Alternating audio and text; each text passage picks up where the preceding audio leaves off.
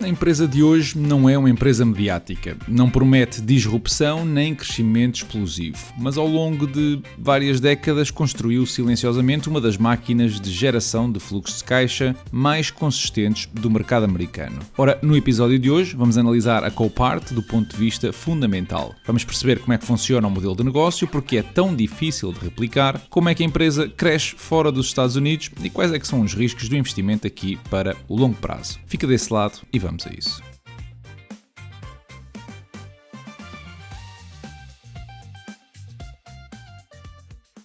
Os negócios nascem para resolver problemas e a Copart nasceu para resolver um problema que ninguém queria ver de perto. O que é que fazemos com carros que já ninguém quer reparar? Ora, quando a empresa foi fundada, em 1982, o mercado de veículos recuperados era fragmentado, era local e muito ineficiente. Os leilões eram físicos, regionais e alguns pouco transparentes. Um carro acidentado tinha um destino limitado ao raio geográfico onde o acidente ocorria. Isto significa menos concorrência, preços mais baixos e um processo lento para as seguradoras que tinham o capital empatado em ativos improdutivos. Ora, a Copart percebeu algo estrutural. O valor de um veículo recuperado não é local, é global. Um carro que não faz sentido reparar nos Estados Unidos pode ser economicamente viável noutro país, servir como fonte de peças ou até ser reciclado de forma eficiente. O problema aqui não era a falta de valor, mas a falta de acesso aos compradores certos. Quando a empresa entra em bolsa em 1994, esta visão já estava em execução. Muito antes dos marketplaces digitais se tornarem moda, a Copart já estava a construir uma plataforma que ligava os vendedores e compradores sem a necessidade da presença física.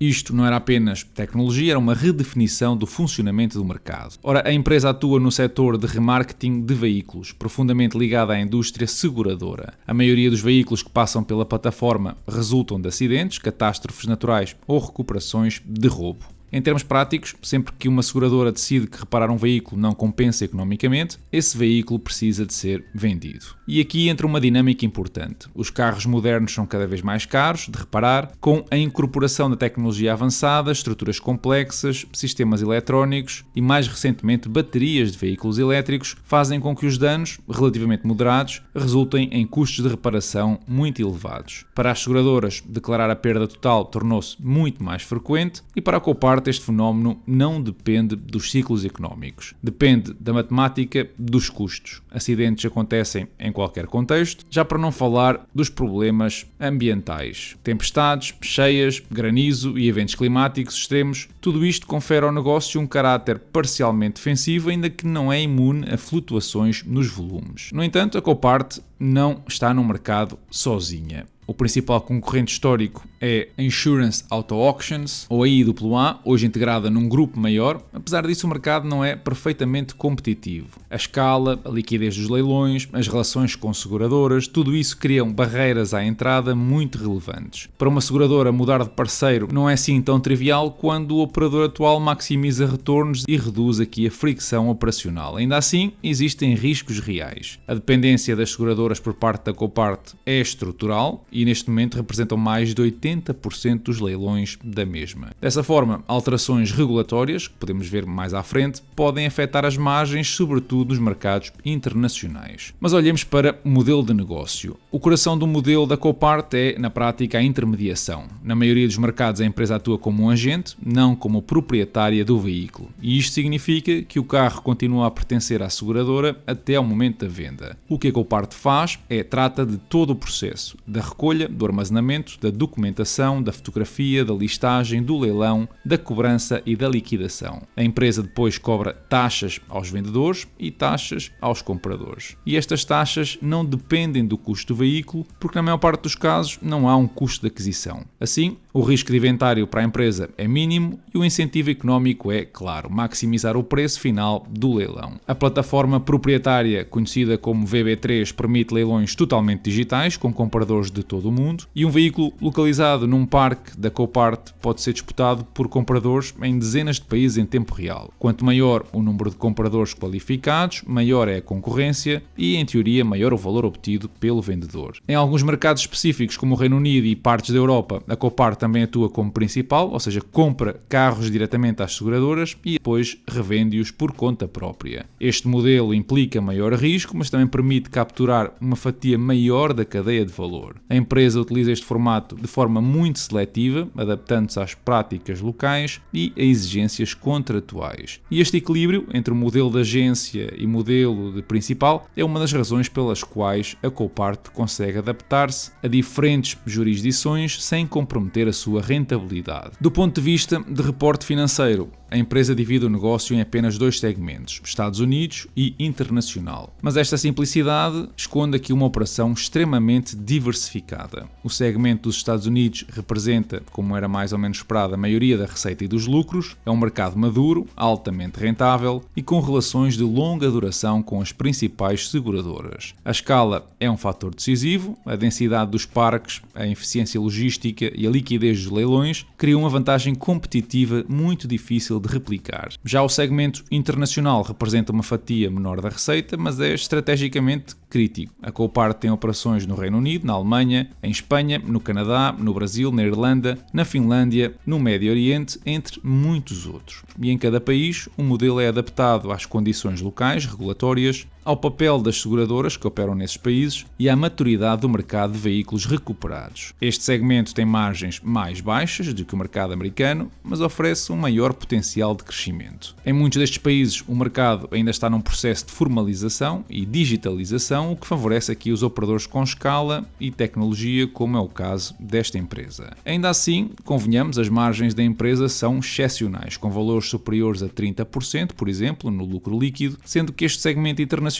também cresce mais depressa que os Estados Unidos, pelo facto também de ser mais pequeno. É importante sublinhar que a internacionalização da empresa não se resume a vender veículos aos compradores estrangeiros. A empresa investe em infraestrutura física, equipas locais e sistemas adaptados a cada país. É uma estratégia incremental e disciplinada, onde a empresa tende a entrar em novos mercados através de parcerias ou aquisições, integrando gradualmente as operações na plataforma global, e este método reduz riscos, permite transferir práticas comprovadas no mercado americano para outros contextos. Embora a maior parte da receita provenha dos Estados Unidos, esta exposição internacional amplia a base de compradores globais, reforça o efeito da rede e cria a opção de crescer a longo prazo. E neste momento, a Copart tem cerca de 1 milhão de membros registados na plataforma. Olhando para números, a disciplina operacional reflete-se claramente no balanço da empresa. A Copart tem níveis muito elevados de liquidez, praticamente sem dívida líquida e com uma componente intangível muito reduzida. A receita, o EBITDA e os lucros têm estado a crescer perto de 15% ao ano, desde 2011, o que desde logo indica aqui uma boa execução, e as margens mostram também uma tendência semelhante. No que respeita aos fluxos de caixa da empresa, voltamos a ver um crescimento anual de 15%, apesar de nos últimos 3 anos este crescimento ter decaído para os 12%.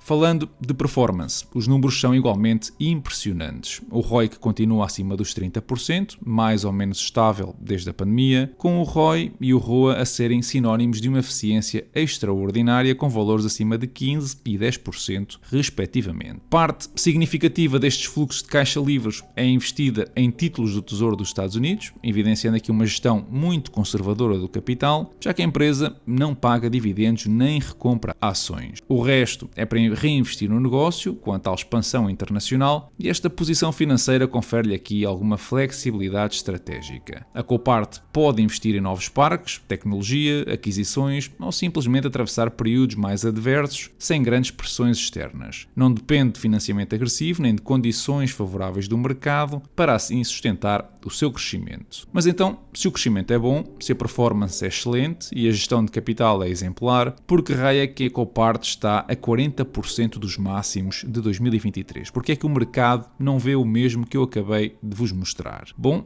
Na minha opinião, há duas coisas que eu acredito serem a justificação para o contexto atual. A primeira é que os custos administrativos saíram de controlo nos últimos 2 anos. Reparem bem na tendência que eles traziam desde 2011 e no salto que foi 2024 e este ano. E agora olhem bem para o gráfico do preço da ação. 2024 o mercado ficou claramente desconfiado e com a confirmação de 2025 então passou a castigar a empresa. Parece fácil, certo? A segunda é que entre investimentos e dinheiro em caixa a empresa tem perto de 5 mil milhões de dólares que podia retornar aos acionistas e decidiu não o fazer. Aliás, alguns insiders aproveitaram o facto da empresa estar a valores acima de 40 dólares para vender ações desde 2024. E alguns até com operações bem elevadas. E lamentavelmente também aqui não vemos grandes compras por parte dos mesmos. No entanto, e voltando aqui ao caixa da empresa, 5 mil milhões de dólares daria para comprar facilmente 120 milhões de ações, ou seja, 12% do float, sem ter de suar muito. O mercado quer ver uma política de retorno ao acionista e a empresa parece aqui relutante em ceder. E isto é importante porque quando tu investes numa empresa, a ideia é que o interesse de ambos, empresa e acionista, estejam alinhados. Quando tens uma empresa que só te liga para pedir capital, então, por muito boa que ela seja, existe alguma desconfiança quanto à capacidade de a mesma devolver o teu investimento, ainda que aos poucos.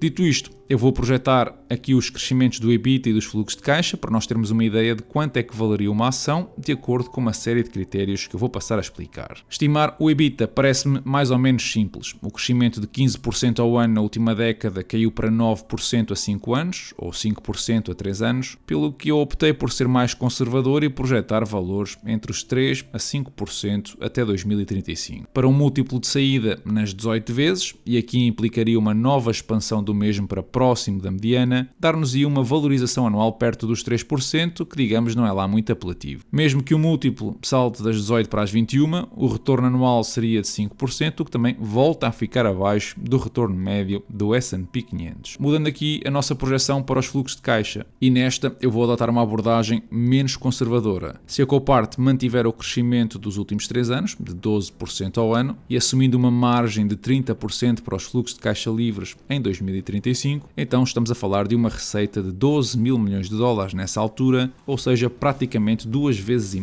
a receita atual. O que também não me parece nada descabido. Ora, 12% é precisamente a expectativa que o mercado tem, já que o resultado, ou valor intrínseco final, está muito próximo do preço atual. Se em vez dos 12% a empresa só conseguir crescer os fluxos de caixa a 9%, então 32 dólares é um valor mais adequado para uma ação da empresa. Também aqui o crescimento anual da última década de 23% tem vindo a decair para 18% nos últimos 5 anos e 12% nos últimos 3, portanto, valores entre 32 a 39 dólares parecem-me a mim boas oportunidades de abrir uma posição. Por fim, o múltiplo preço-benefício, ou PE, da empresa está hoje muito abaixo da mediana histórica, que digamos é também bastante alta. E isto sugere naturalmente uma potencial valorização caso o mesmo normalize ou expanda ligeiramente. O múltiplo de 23 vezes não me parece exagerado para uma empresa que tem crescido os EPS a 19% na última década, assim que já temos aqui várias métricas que nos indicam uma potencial oportunidade. Para concluir, então, a Copart não tem aqui um negócio que impressione à primeira vista. Não vive de narrativas futuristas, nem de promessas de disrupção radical. Vive de uma execução consistente, incentivos bem alinhados e uma compreensão profunda de um mercado durante muito tempo negligenciado. Mas se o negócio por si só não impressiona, os fundamentais que eu te mostrei seguramente deixam-te a pensar 2 vezes. A empresa transformou um problema operacional das seguradoras num negócio global altamente rentável, fez da sucata um ativo líquido e construiu uma plataforma que beneficia da escala, de rede e disciplina financeira com métricas extraordinárias. De qualquer maneira, a tua opinião é importante, assim que passa pela caixa de comentários e diz-me o que pensas sobre esta empresa. Falando de mercados, esta semana foi bastante tranquila, com apenas o Japão a ter uma queda significativa, neste caso superior a 2,5%. Mas os restantes, e aqui falo especialmente da Europa, registaram ganhos perto ou acima até dos 2%.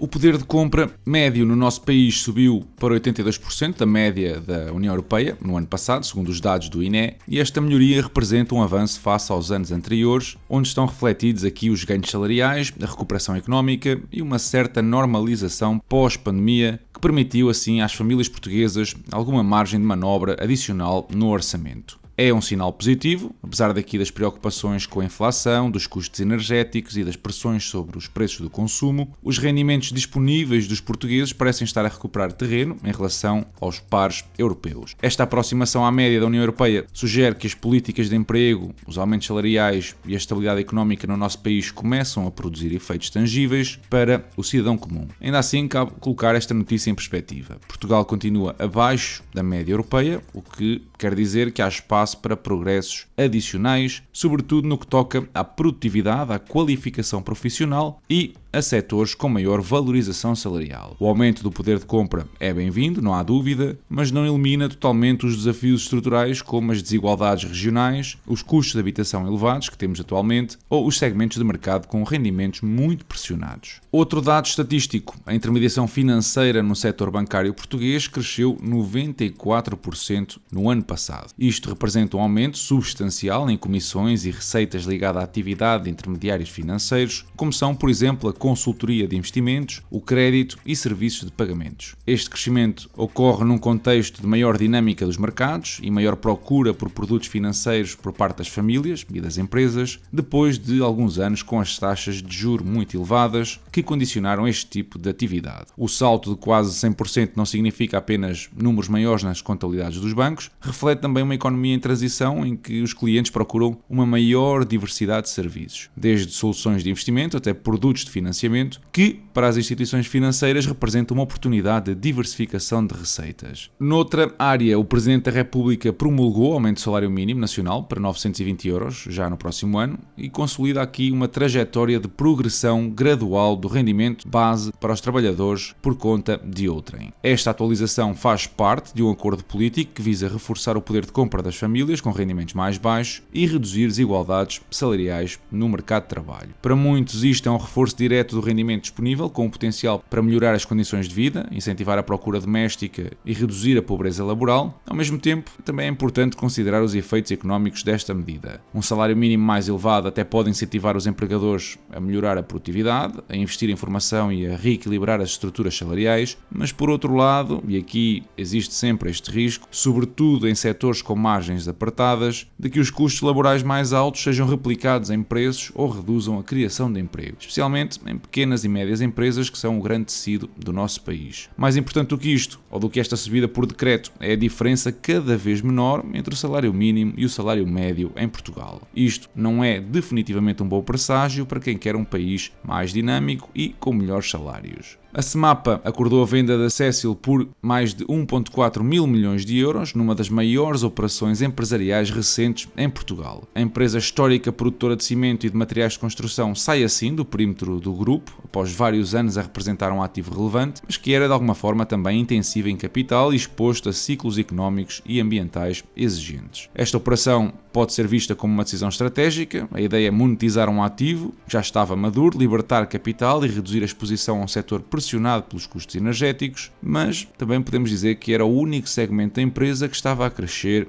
e bem. Aliás, tu podes ler a minha análise no Patreon e na página dividendosportugal.com, que já tem uns anos, é verdade, mas ajuda-te a perceber o potencial desta empresa. Para a Semapa, isto reforça a liquidez, claramente, e cria aqui espaço para reorientar os investimentos, seja na redução de dívida, na distribuição de valor aos acionistas ou em áreas com maior potencial de crescimento. No que toca ao portfólio, esta foi uma semana de muitas mexidas. Saíram empresas como a HelloFresh, a VF Corp, a Smurfit Westrock e um REIT foi a Crown Castle. Todas foram operações com perdas que servem em si o propósito de mitigar o imposto sobre mais-valias que eu vou ter de pagar sobre este ano, e algumas foram apostas falhadas num turnaround que não aconteceu num espaço de 3 anos, outras por mudanças estratégicas no negócio, mas todas deixam assim o portfólio ao fim de 4 anos. Usei ainda algumas posições para realizar menos-valias, como a United Health, a Pfizer ou a PayPal, e assim reduzir o imposto que eu tinha de pagar em mais de 70%. Aliás, tu podes consultar como é que isto funciona no episódio que eu já publiquei no passado. Com todas estas saídas de capital, ainda assim o portfólio fechou nos 107 mil dólares, com 14,6% de performance anual, ligeiramente atrás do S&P 500 e arrecadou 125 dólares ainda antes do Natal. E hoje ficamos por aqui. Ajuda-me a levar o canal até mais pessoas, deixando o teu like e partilhando com os teus amigos. Passa pelo Instagram, onde eu vou subindo mais conteúdo. Passa também pelo Spotify, onde tens a última conversa do podcast com o Sven Carlin. E, claro está, pelo Patreon, onde tens acesso às análises exclusivas, uma comunidade dinâmica que partilha ideias e oportunidades todos os dias e ainda várias iniciativas que não encontras em mais lado nenhum. Da minha parte, eu desejo-vos uma excelente semana e bons investimentos.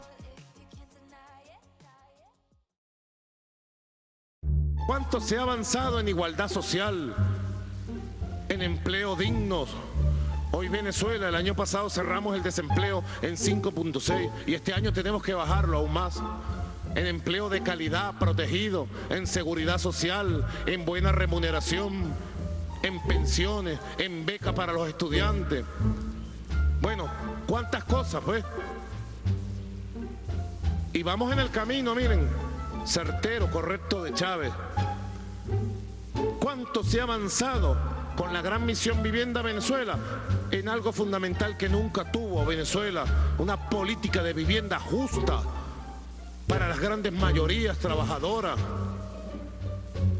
Y por eso es que los índices de pobreza, de miseria, bajaron, lo estamos bajando y estamos seguros que al final de esta década, yo estoy seguro de eso, y así lo he jurado y me comprometo, cuando lleguemos al año 2018, en mi último año de gobierno, tengan la seguridad de este periodo, tengan la seguridad que tendremos en Venezuela miseria cero.